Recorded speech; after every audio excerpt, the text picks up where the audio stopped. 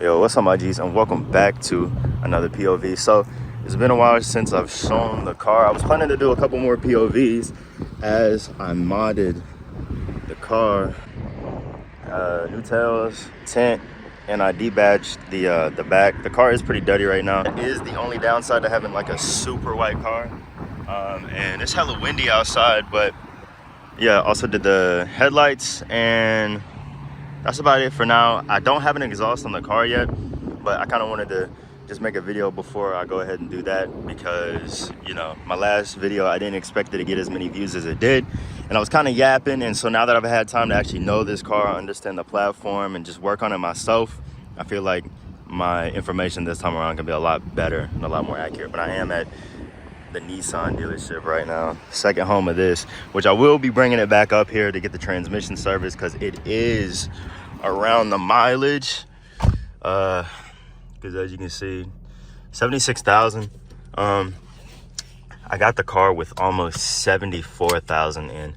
I did an oil change on it basically as soon as I got the car, but having tint on it has kind of transformed the look on it. And I know people don't really like the GTR headlights on these, but I mean, for a sedan, you don't really have that many options. And I don't even know if Alpha Rexes would fit on this, but spending $1,000 for some headlights is crazy. But kind of just wanted to give you guys like an afternoon POV, because I did a night one last time. So let's go ahead and just get the video started. I had the car angled out just so I could have a nice little thumbnail. Let me see. Yeah, I'm good that way. I will be trying to get a GoPro, or trying to do a tripod setup with this car eventually. I am in the same area that I started my last video in, and so kind of just wanted to give like a daytime POV, showing the mods, showing just, you know, the slight stuff that's been going on with the car. And yeah, she will be getting her maintenance done, or at least the more major ones, here in not too long. But yeah, but since my last video, I can't remember what I went through talking about specifically, but I just know that you know, I know what specific maintenance the car needs. I went through, cleaned the throttle bodies, cleaned the mass airflow sensors, and it's been running pretty fine since. I haven't really had any issues with it. Got the battery tested, battery's all good. But if you're looking to own a G37, they're actually pretty easy cars to work on. There's not really that many things that you have to like reprogram whenever you do work on this car, so that is the good benefit of it. There's only a couple things that would have to get reprogrammed if you're going to work on it yourself, just more major things. And you can also run drop-in intakes. Somebody commented on my last video, said that I know exactly what they're talking about. Like, go to AutoZone, spend $100 for drop-in K&N air filter intakes, and you'll make an additional 10 horsepower. I'm not too sure if it's specifically to the wheel or to the crank, but from comments I saw, I thought it was the wheel. So I will be doing that once I get the exhaust on the car, though. For right now, while I don't have the exhaust on the car, I'm just gonna run the basic stock little intakes, and I will do drop-ins after I get my exhaust. Now, the reason I'm not gonna go for full still-ins is because I just don't feel like spending, you know, almost $1,000 on intakes that are gonna give me the same power. I know it would be easier to work on the car with the still-ins, and they might look better, but I mean, it just doesn't make sense right now for what I'm doing for the build. I'm kind of going for OEM plus, not trying to do it too overboard. And I didn't even mean to go with the full GTR style whenever I got the headlights and the taillights. It wasn't even a planned thing. It just happened, and the car looks really well put together, at least, you know, so far. I do need to adjust the bumper and one of the headlights, but you know, I'm the only person who even sees those problems, because, you know, it's my car. I see it every day. But yeah, I have put some miles on the car since I first got it. But yeah, this is a 2015 Infiniti Q40, basically a last year G37. You know, 4 doors, more friends, but it's a good car. It's a really good car. It's smooth.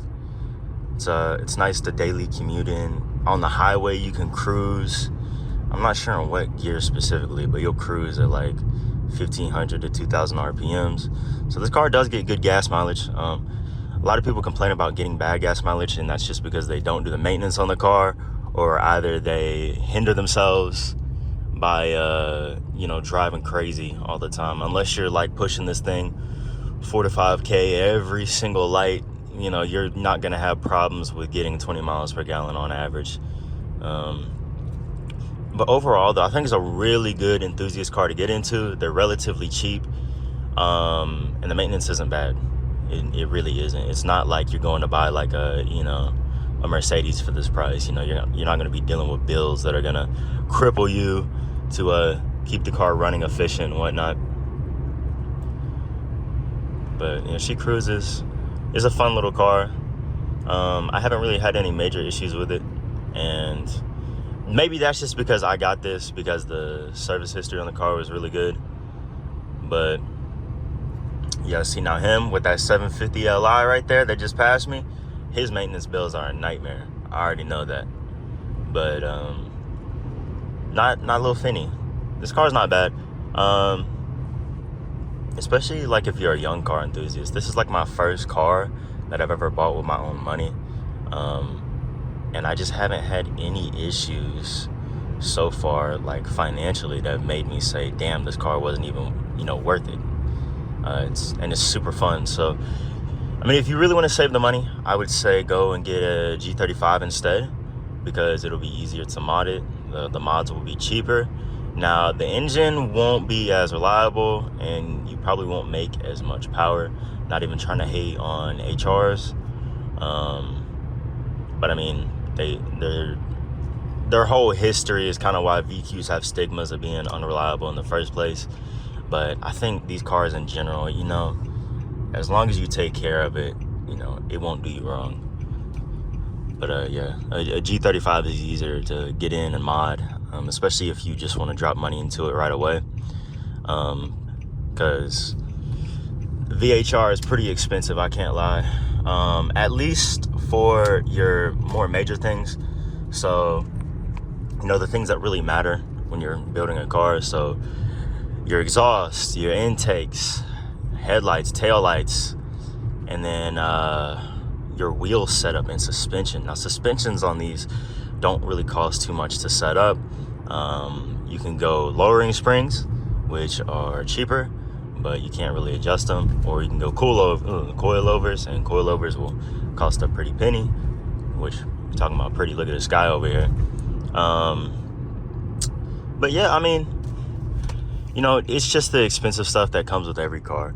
But there's a ton of moddability for these things, and there's just so many things that you can do with these cars that you cannot do with other cars. I think the only other brand of car that you can hop into and cross-platform, mods, because you can configure your Q40 or just even full 370Z mods on these. The only thing I can think of is Hondas and Acuras that would really be just as compatible as these are. I mean, even like Lexus guys don't even have it as easy.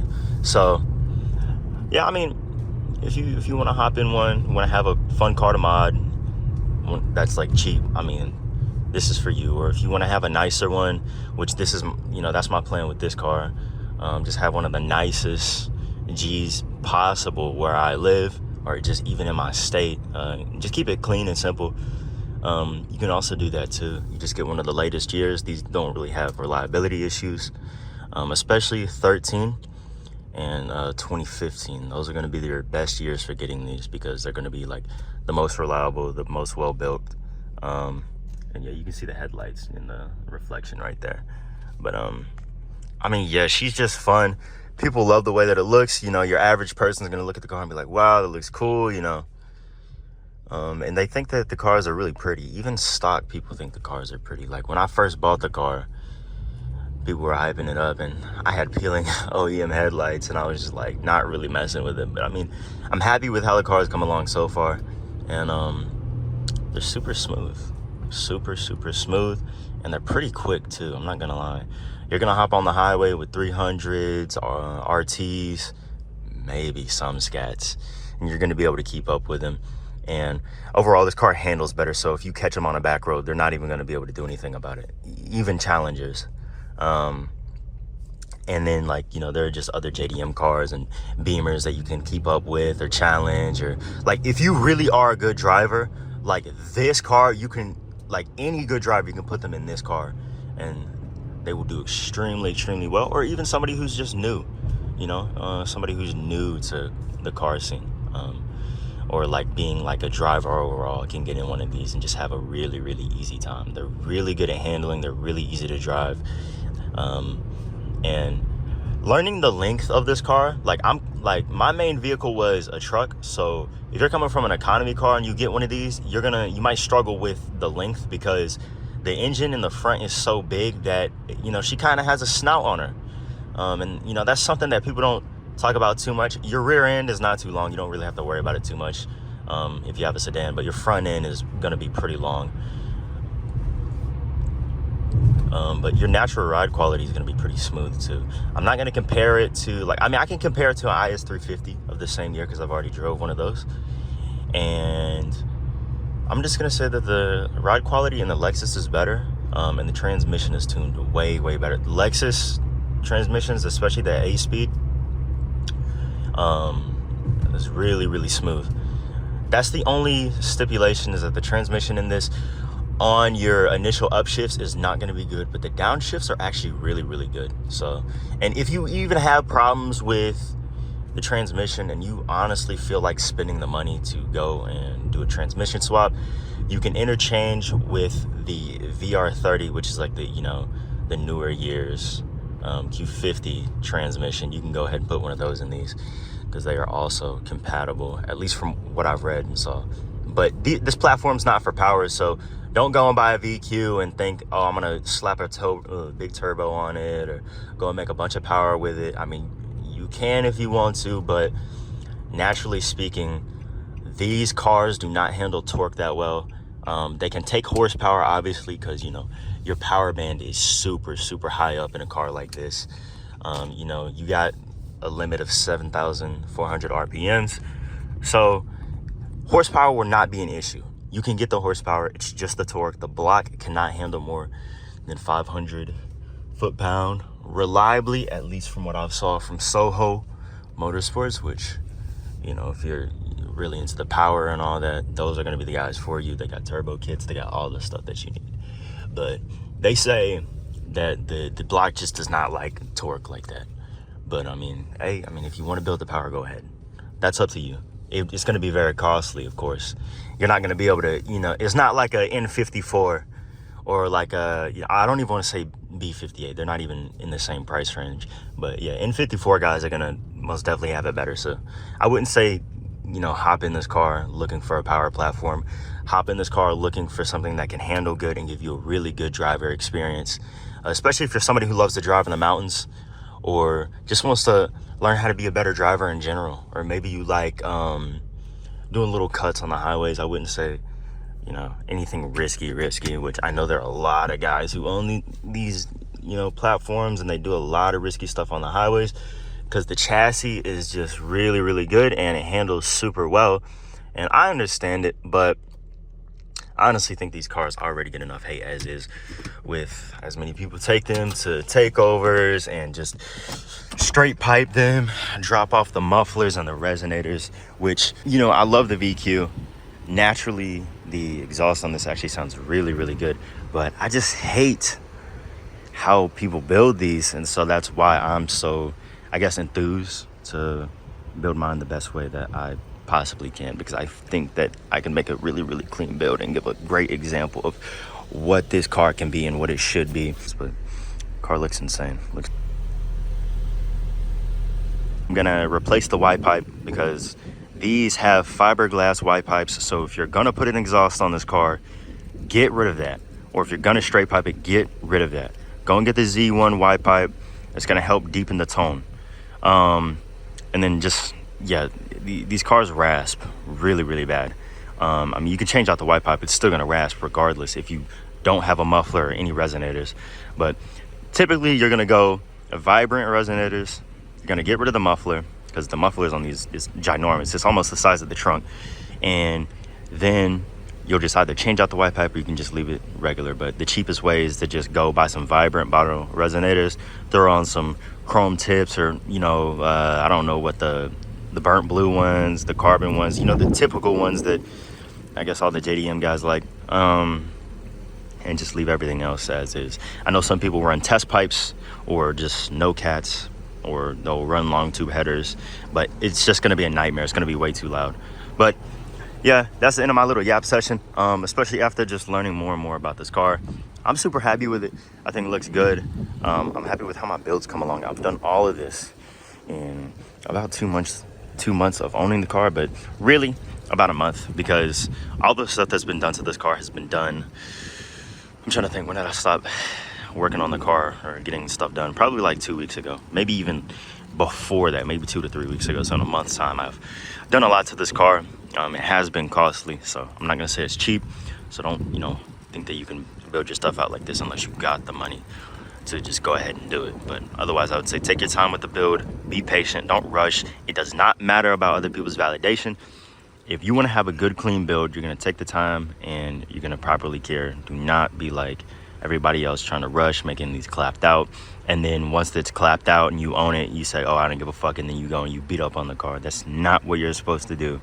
Be responsible with your build and you will have a great ass vehicle. But yeah, that's the end of this video, my G's. And I'll catch you on the next POV drive. And by that point, I should have an exhaust and the POVs will be a lot better. And yeah, appreciate you guys for watching. We're at 9 subscribers right now. I don't know what we'll be at next video. Got 300 views on the last video, so appreciate that. And I don't know if I'll leave my other socials around, but my other socials have been growing too since I've got this vehicle, so pretty happy with it.